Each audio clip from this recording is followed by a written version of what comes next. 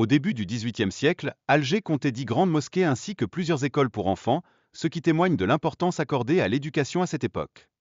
Des voyageurs comme William Chamber ont observé que presque tous les Algériens savaient lire et écrire avant l'occupation française, ce qui est particulièrement remarquable et témoigne d'un haut niveau d'alphabétisation. L'éducation englobait également des compétences en mathématiques, et les enseignants algériens étaient considérés comme compétents et bienveillants envers leurs élèves.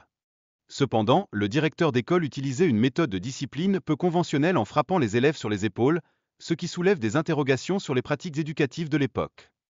De plus, un enseignant français a exprimé son étonnement face à la suggestion d'éliminer l'enseignement supérieur en Algérie, mettant en exergue son rôle crucial dans la diffusion des idées françaises. Dans cette lignée, l'article de Bernard Attanot préconise une éducation renforcée, soutenant que cela pourrait aider à aligner les pensées des jeunes Algériens sur celles des colonisateurs français. En outre, l'importance de l'honnêteté intellectuelle dans l'éducation apparaît cruciale, car elle exige la reconnaissance des contributions d'autres chercheurs, ce qui renforce la crédibilité académique.